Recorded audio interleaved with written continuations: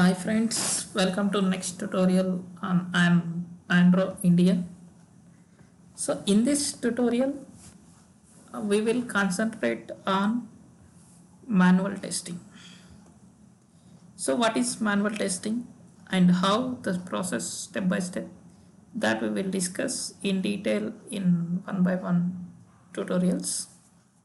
So currently in this tutorial, first we will concentrate on manual testing, how that manual testing is processed, and what are the steps involved in this manual testing, that we will see here. So first of all, what is testing?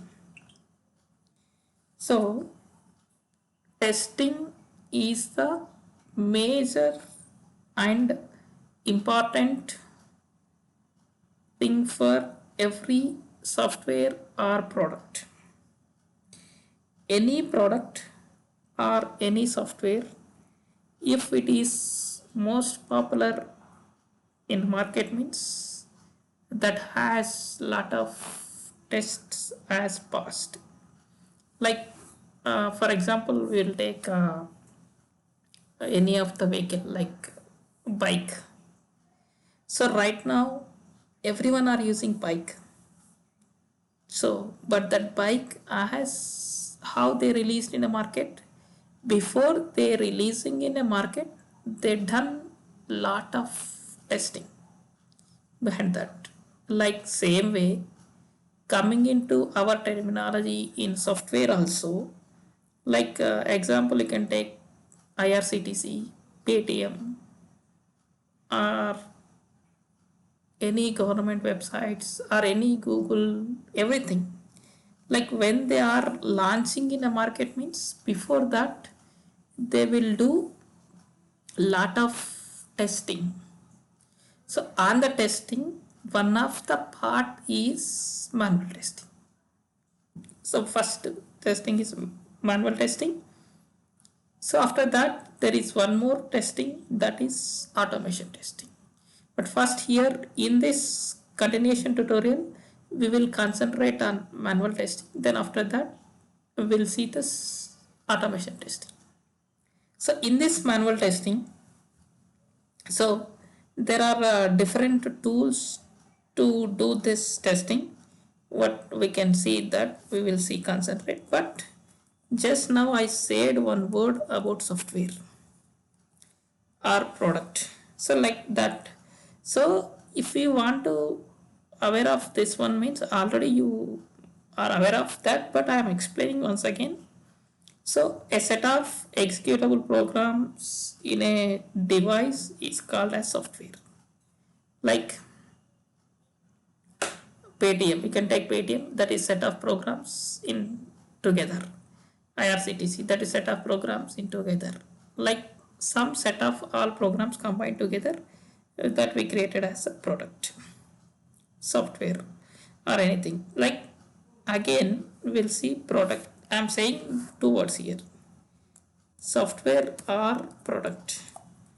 But what is the difference between these two? See, software has developed with the specific specific requirement called as like application or software. Like for example, HDFC Bank is there, ICICI Bank is there. So both are banks, but HDFC has different rules and regulations, ICICI has different rules and regulations. So both can have with different applications. That we call as a software. But product is overall requirement based on the market requirements. Like anyone can use that. See, Paytm is the product because that we can use anyone. And Windows software everyone are using, MS Office everyone are using, operating system everyone are using. Like those we call as a products. Products means is with a specific requirement. So that is, but either if it is the software or a product, what we need is a quality. So not only this, see, for example, everyday morning we'll buy some milk. So today I'm buying from XYZ milk packet company. If that product does not have the quality, then from tomorrow onwards I can go with a different company. Definitely. So because of that, if any software or product, it should has customer requirements and also customer expectations. It should reach customer expectations. And how it can reach customer expectations? To reach a customer expectation, so it has some functionalities. It should have some functionalities, means here the specific software or product, it should have some functionalities like user friendliness. So user friendliness and user friendly, just I'll write user friendly. The next user friendly and good performance, then compatible with any, compatible, then security. This is the main and important, security. So if any software will follow this all, so we can say that proper quality. But how we can get this quality of the products, means developers are developing the software, but it is not a quality product. Why? Because after testing of that particular product, then it becomes a quality product.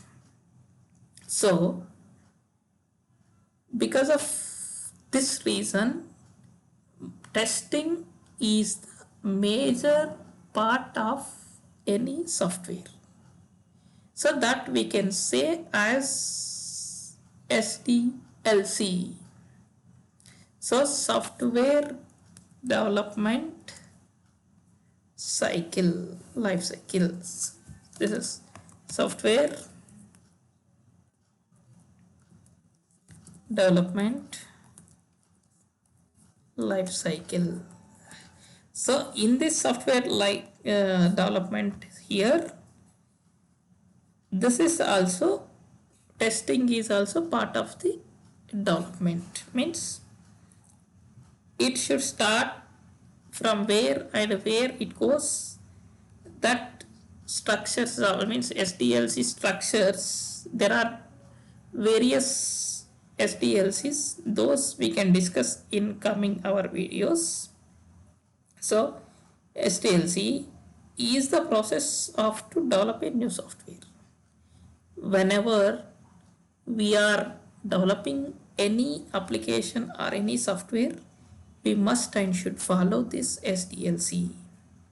So there are various SDLC module to develop this software in IT organizations. So we'll see some of the examples of the types of SDLC. So again in this there are some two categories are there. So some we can say as old SDLC. In old SDLC, one is waterfall model. Then second is the prototype. Third is the incremental.